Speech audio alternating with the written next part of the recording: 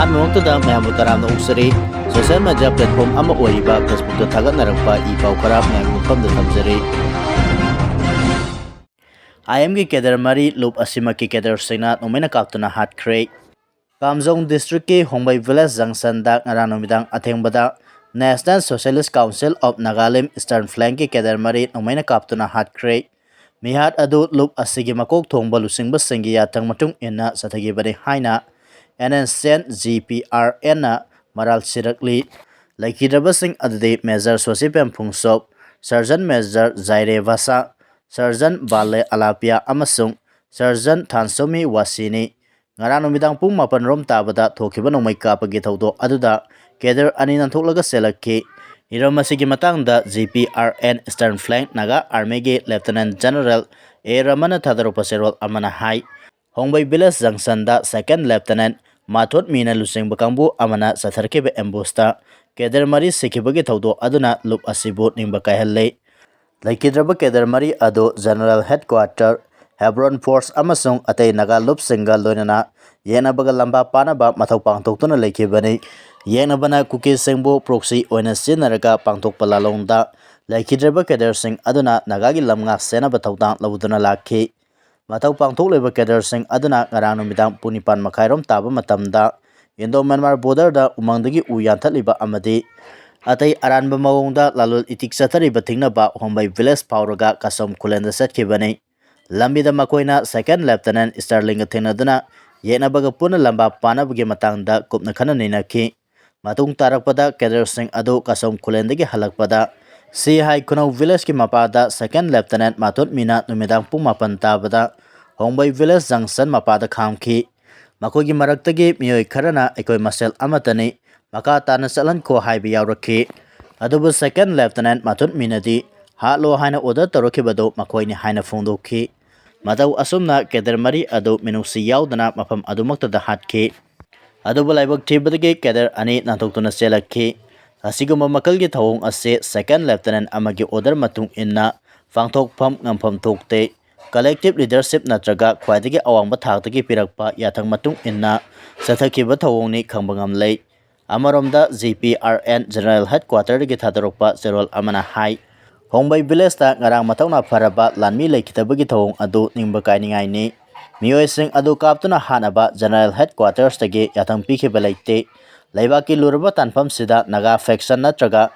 group amata kuthana bakhagan kiba laite laibak thiba thawdo adu mataw kamdong thokibano haiba chapchaba khangdoknaba investigation chathaba hore hairi sairak sida NNCN gi kedar mari hatkebaga mari lainana Ukhrul district ta Koisau narba miyamna Wung TANGKHULGI region gi office mai thadokkhre hairi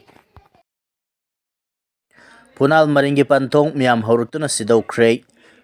Punal maringi miyoi singna singtaktagi kumtharaklaga lambi mapalda sarakpa panthong miyam hauruktuna sidokkhre Sai yangkai puari laibada natana auze Punal maring singna kundariba Impal East ki Kanarok Sandrok Singh kunja singna ngak senduna laklabasu singtaktagi kumtharakpa Punal maringi maring singna miyamgi lam oiriba lambi mapalda panthong sajilakpagi wathok sauthorakli aranba mawongda sajilakpa panthong ase sidokani haina lakhiba Forest Department ki miyoi sing mafam adu yorokpaga sidokningdabagi mawong urakpadagi Koisau narba miyamna panthong adu sidokhibani Hiram asiga mari lainana Kanarok Descent Youth Club ki General Secretary Samurai Latpam Abu Sarmana phongdokhibagi matung inna tha asigi kunhumdogi ahingda Punal maring kakhatpham lambida maring singna sariba panthong ase sakangdaba singna sidok lamle haibo wafam tongan social media platform da sandorokpa thenare hiram asigi matangda mari lainaba authority amadi CSO singi mityeng sangminaba pungning singsinki CSO singnasu Punal maringna hairiba sakangdaba ase Langdumla Kairaura Kanarokla haibadu khangdoknaba thidokpiu Kanarok hairiba kul ase ahukhiba kumza 1519 da recognize tawkhibada natana masigi mamangdagi sahi yangkai hena laireklabani hairi Census ki set naringaida henglep tamakoi masagi community sing enumerator oina hapselam lei lamda masida mitop sing khandok triba phawba census mangthokpa yaroi haina akanba ihau kaya sangsilingai marak asida mitop singna namna kundaba Chusampur district ki henglep subdivision da census operation 2027 ga mari lainana makoi masagi community gi miyoi sing enumerator amasung supervisor oina appoint toramlei masida census asi kaya yamna sumna pangthokodoribano haibasi asabu wahang ama oire Hanglap subdivision gi SDO na thokiba order amagi matung inna nauna enumerator oina appoint tawkrabasing adudi N Laitan Primary School gi primary teacher George Thompson Naupanglong Primary School gi primary teacher David S Hangzo B Moonlight Primary School gi primary teacher Siam Kalian Mawal JBS के primary teacher Lalnu Sem Songsin UPS के primary teacher Piklen Songsin upper primary school के assistant graduate teacher Jackson K Gangte Naphou JBS के primary teacher Hemin Tang Khongsai Aina primary school के primary teacher Sabin Tang Saisang UPS के primary teacher Kamhau Vaiphei Naijang UPS के primary teacher Paukholen Songkong JBS के primary teacher Songkholal Haokip Amsong Kanpi UPS के primary teacher Jangkholam ने supervisor Singh अदना सोथे मुनपी जेबी के हेडमास्टर एच किपजेन नेपो JBS के headmaster in charge Jose Mangpilen Santing junior high school के headmaster M Gangte Amsung Phaibong JBS के हेडमास्टर PK गांगते नि हाइरी BJP के MP मौद्राग मापन की मनुंगदा MP कुंतरेट क्रिमिनल केस मायुकनरी Association for Democratic Reforms ADR na fonglakpa report amagi matung inna Rajya Sabha da BJP ge MP maudrag mapan gi manungda kuntare tongan tonba criminal case mayuknari apunba MP sanika kunmapan gi manungda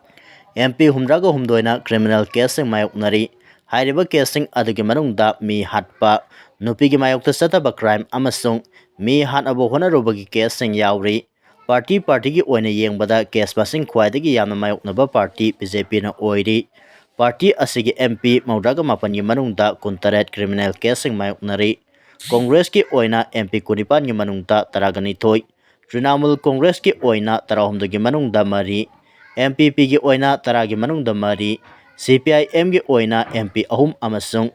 VRS ki MP ahum su criminal gi casing mayoknari ADR की report असिगी मतुंग इन्ना MP कुंठा माथोइदी billionaire ने सांसद MP Singh असिगी मरल मतुम लुपा crore सामग कुंदस्मेंग उंपुगमापन ओइदी ख्वाइदगी इनाकुनब MP ना VRS के MP बंदी प्रथा साराधीनी मा के अपुनब मरल मतुम लुपा करोड़ लिसिंग मंगा सहुमनी MLA सिंह मतंगदा रिपोर्ट असिना हाई तमिलनाडु के MLA सादा उंपुगनी थोई वेस्ट बंगाल के MLA सादा निपुगतरेट Kerala gina sada humdra tongan tongan ba criminal case sing mayuknari